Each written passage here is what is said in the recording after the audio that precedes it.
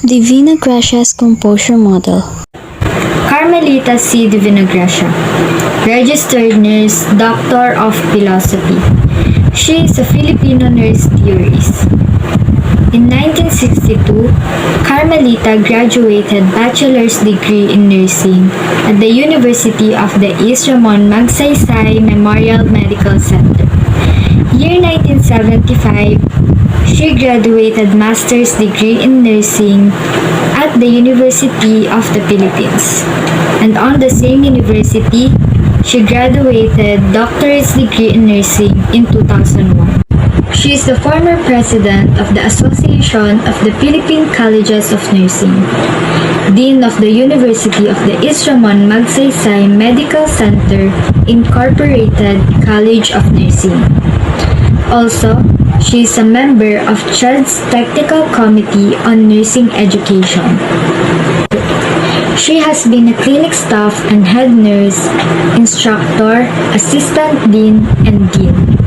She lectured and written about her work as a nurse, and she used her hand-on experience to develop better ways to teach nursing, and has been lauded by developing the art and competency of teaching nursing. Carmelita Divinagracia receives Anastasia Giron Tupas Award given by the Philippine Nursing Association in 2008. Her love for nursing and dedication to carve out learning tools for nursing students has been a commendable and rare field for discipline. Let me discuss some of the important principles of the composure model. Assumption. The wellness outcome of the patient will depend on the intervention of the nurse has when administering the client. The objectives of the study to determine the effects of the composure behavior of the advanced practitioner on the wellness of the selected cardiac patients. The significance of the study. Nursing as a healthcare profession would prove its worth of being at performance and accountability reporting with other healthcare professionals. The study population revolves around the adult cardiac patients admitted and confined at the Philippine Heart Center Coronary Care Unit. Definition of terms. Advanced nurse practitioner, a registered nurse who've done extra training and academic qualification to be able to examine, assess, make diagnosis, treat, prescribe, and make referral for patients who present with undiagnosed and undifferentiated problem. Also, BSN graduate, licensed, has clinical experience of at least 2 years in the clinical areas, has undergone special training in critical area, set up behaviors of nursing measures that nurse demonstrate to selected cardiac patients. Composure behavior. Condition of being in a state of well-being, the state of being comfortable, healthy, and happy. A coordinated and integrated living pattern that involves the dimensional of wellness. Wellness is full of integration and the pursuit of continued growth and balance.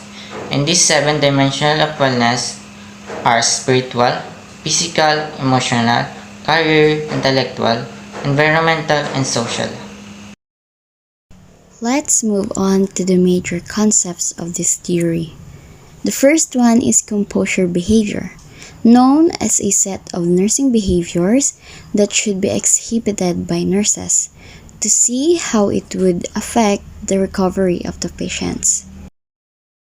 The acronym COMPOSURE stands for competence, P for presence and prayer, O for open-mindedness, S for stimulation, U for understanding, R respect and relaxation, and last is E for empathy. Competence. Nurses should be equipped with knowledge and expertise in consistency and caring for their patient. Nurses should be capable of handling patient and act efficient. Nurse Jensen. Patient 2 has a fever. What kind of medicine should I give? Unfortunately, we cannot prescribe him any medication unless you have doctor's orders, but in the meantime, you can apply sponge bath to lower his temperature, and do not forget to inform the doctors about this. You're right. Thank you so much. Sure, no worries. Presence and prayer pertains to the availability of the nurses in time of need, not only physically but holistically. This also includes therapeutic communication techniques.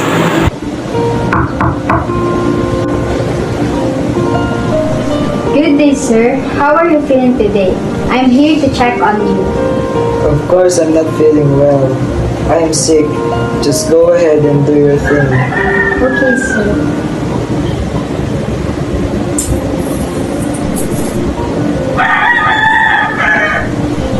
I believe that you will recover and you will be able to survive this trial. But how? I don't believe I'll be able to recover from my sickness. Because there is a hope, sir. And pray because God is always serving you. I don't believe you're right when you claim there's hope. Trust the process, sir. And also, I can see that there is an improvement in your recovery. Really? Thanks. Thanks a lot. And thank you for cheering me up. No problem, sir. Have a good day. Open-mindedness. Nurses should be receptive to different ideas such as opinions and preferences regarding the patient's medical status. They should be equipped to accommodate the views of others. Hello, Michael. I am Nurse Kyla. What can I do for you? I recently had a visit with my naturopath, and he wants me to get some tests done. I'm hoping you can do that for me. Okay, can you tell me more about it? Well, I'm working with naturopath to help me with my insomnia. Okay, so you're having a trouble on sleeping. Then I guess you must be feeling exhausted. Yeah. Okay, some of these are checking the function of your thyroid gland, which could be related to why you're having a trouble in sleeping. And I would gladly help you. Good afternoon, everyone. I'm Riza Agapi Siyabut, and for stimulation, it is an act of providing encouragement and appreciation that delivers hope and guidance in the form of positive encouraging remarks. Stimulation is a form of nursing measure demonstrated by means of providing encouragement that conveys hope and strength. Guidance in the form of giving explanation and supervision when doing certain procedures to patient by the use of complimentary words or praise and smile whenever appropriate. Appreciation of what patient can do is reinforced through positive encouraging remarks, and this is done with kind and approving behavioral approach. The advanced beginner nurse always tell the patient what he can do, what he is supposed to do, and how to do it. More so, they often encourage patient to evaluate his action. For example po ay yung pasyente, yan, may sakit siya and hindi niya alam kung ano yung dapat niyang gawin. So, bilang nurse, you have the knowledge. May knowledge ka para sabihin sa kanya kung anong dapat niya gawin. So, yun, parang ini-encourage mo siya, ini-explain mo sa kanya kung ano yun, then ini-encourage mo siya kung anong dapat niyang gawin para sa ikabubuti ng pasyente at kakagaling nito. So, yun. Para po mas lalo nating maintindihan, let's watch this video. Hey, good morning. I will be your nurse for today. I'm Nurse Yabut, by the way. Kamusta po kayo? May nararamdaman po ba kayo? Actually, nurse, para kasi hindi ko maramdaman ng paa ko. It feels like prickling or tingling. At dahil doon, I lost my balance. Pero okay naman siya. But then, is there any way? that is can be possibly fixed. Ano po kaya yan? Of course, sir, there's a way. What you feel right now po is what we call peripheral neuropathy. Ayun po ay dahil yung peripheral nerves natin kind of start dying a little bit. Kaya po nakakaramdam po kayo ng numbness where you can't feel your legs, right? Have you ever had or any records of having disease such as diabetes po? Oh, kaya po. Actually po, you can do neuropathy. Oh, na, it's peripheral neuropathy relief. Ano po yan? Mahirap po ba yan? Para di na po kayo gumastos pa, you can do it at home po. Ito lamang po ay exercise such as stretching. Pwede nyo po gawin yung tinatawag na calf stretch. Kayo lamang po ay uupo, kumbagay, yan, nakalumpa nyo po kayo sa sahig, then stretch nyo po ang legs nyo, and by use po with strap, yung solid po, hindi po yung resistance band, pwede po belt, then wrap it around po your foot, then hihilahin nyo po siya hanggang ma-stretch for 30 seconds po. You can search some stretching exercise po in the internet. Sige po, thank you po. Actually po, pwede po siyang lumala, but you can prevent it po sa pagkain ng masustansya like fruits, vegetables, whole grains, and lean protein to keep your nerves healthy po. As I said po, exercise lamang din po regularly, and also avoid nyo po ang pag-smoke and intake ng alcohol. Ano po? Okay po ba? Talaga po. Naku, maraming salamat po. Sige po, Mr. Paul. Have a nice day po. Rest lang po kayo dyan while waiting for Dr. Paterno to check you up later po. Okay po? Sige po, nurse. Maraming salamat po. And for understanding naman, it is an approach that conveys interest and acceptance to the patient's holistic being. Ano ba pag sinabing understanding? Sabi doon ay hindi lang yung kondisyon ng pasyente yung dapat mong tingnan, kundi yung entire being niya. Kung ano man siya, kung ano man yung kultura niya. Itong behavior na to ay manifested through concerned and affable facial approach. Yan. This is a way of making the patient feel important and unique. So, bilang nurse, dapat malawak ang pangunawa mo sa pasyente. Hindi yung galit ang patient, ay magagalit ka din. Kasama na din dito yung patience. Dapat kalmado ka lang the way how you approach the patient. Pag ayaw ng pasyente, huwag mong ipilit hanggat hindi nakaka-apekto sa health ng pasyente. At bilang nurse, we often encourage the patient to feel comfortable in the nurse-patient relationship.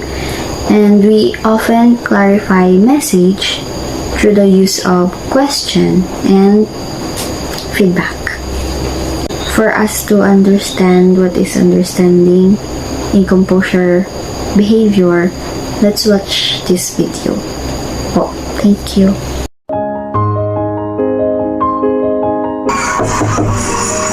Hello po!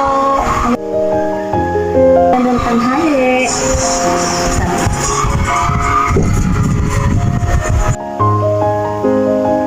Ako po si Nurse Gabot, and I will be taking care of you po today. Ito po ang lunch niyo for now. Yan. At ako po magpapakain sa inyo ngayon. I don't want you here. Ayoko. Maaari ko po bang malaman kung bakit? I feel uncomfortable kasi having a nurse around right now.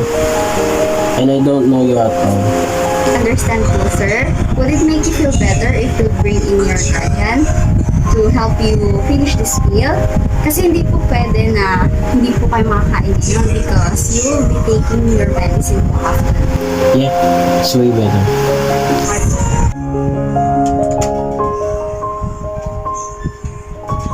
Ay, hello po ma'am. Magandang tanghali po. Kamusta po kayo? Okay naman. Maaari po ba ma'am na tulungan niyo po ako na kayo po muna magpakain kay Mr. Paul kasi hindi po siya komportable na ako po magpapakain sa kanya ngayon. Maybe he's not in the mood po. Nako, wala pong problema. Pagpasensyahan nyo na. It's okay po ma'am. I understand po. It's normal. Sige po, nurse. Ako pong bahala. Sige po, I'll go ahead na po. Please let me know na lang po kung tapos na po siya kumain. Press this button na lang po to call me. Para po madala ko po dito kung iinumin niya gamot po after niya kumain. Okay po ba? Sige po, nurse. Maraming salamat po. Sige po, Mr. Paul, I go ahead na po. Yeah, thank you. Respect and relaxation. Respect. Acknowledging the presence of the patient and showing positive regard, patients should address nurses by their profession as a sign of respect. Relaxation entails a form of exercise that involves alternative tension and relaxation of selected group of muscle. Seeing, understanding, and sharing other viewpoints without judgment are way of showing empathy and care. Hi, I'm Jensen. I'm worrying about getting a vaccine. Hello, sir. And I understand your concern, but first, you should address me as a nurse, as a sign of respect. I'm sorry, nurse. I'm just anxious about this, and this keep bugging me. It's okay. So, you're Mr. Jensen, right? I understand that you're worried about getting vaccinated because you think about different outcomes after the vaccination, but I assure you that it will benefit you in the long run. Yes, nurse, I'm really worried. I understand that you're hesitant to be vaccinated, but I highly suggest that you get vaccinated right away. Don't worry, it's not mandatory. The government did not implement to be vaccinated. You still have the choice whether to be vaccinated or not. I'm still doubtful about the risks of getting a vaccine. I will think about it and call you later. You're very welcome, Mr. Jensen. Let me know if you need help in the future. Thank you. Hello, nurse. I already think about it, so yes, I would like to be vaccinated. Breathe and relax your body. Don't put tension on your muscles.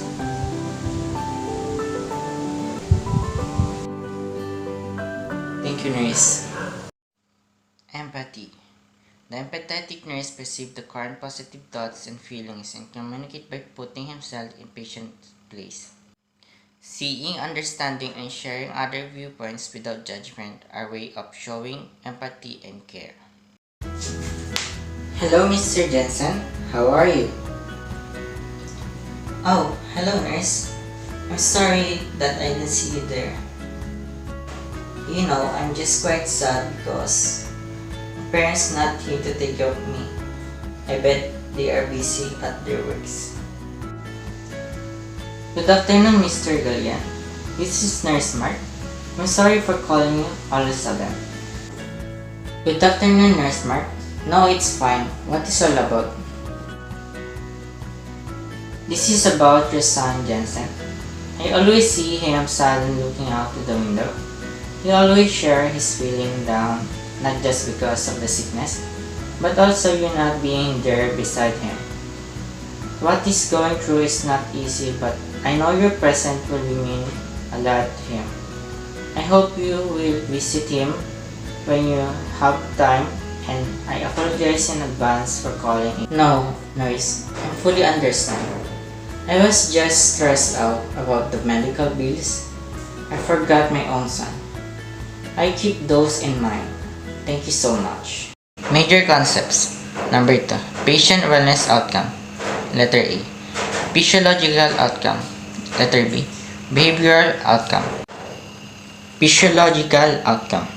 Vital sign. Clinical measurements, specifically pulse rate, temperature, respiration rate, and blood pressure that indicate the state of patient's essential body functions. Nowadays, we use machine and equipment to check vital signs. Chest pain. Pain in the chest of patient. Although chest pain can sometimes be symptoms of heart problem, there are many other possible causes. While some of these are serious conditions, mostly are not harmful. Hemoglobin. Blood counts of the patient.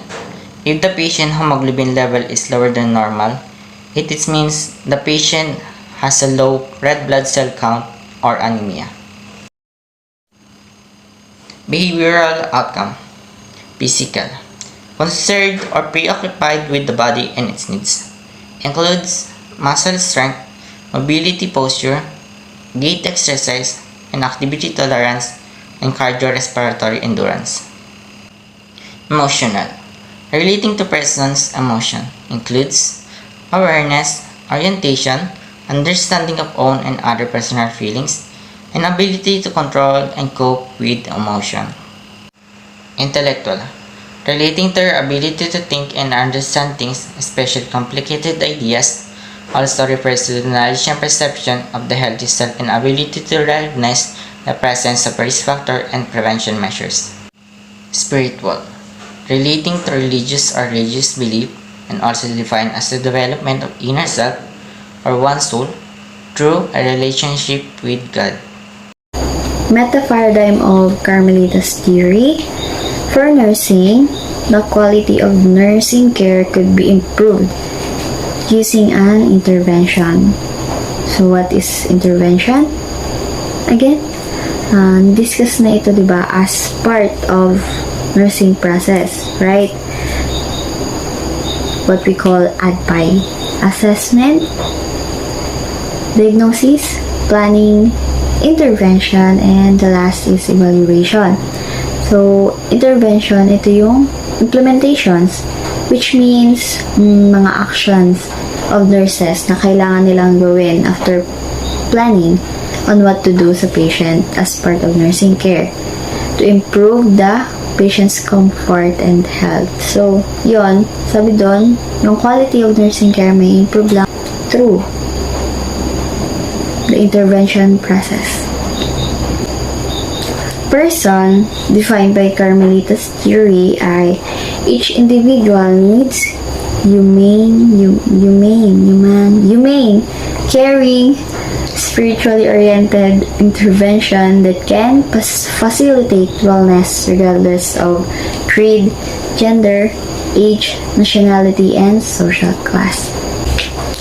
Environment, the intervention that the nurses have when administering the client will have an effect to the wellness outcome of the patient. So sabi doon, yung mga ginagawa, yung mga gagawin ng nurses ay makaka-apekto sa wellness outcome ng patient. For health naman, nurses needs wide knowledge of the patient's condition to understand how their needs can be met and complications are prevented regardless of diversity.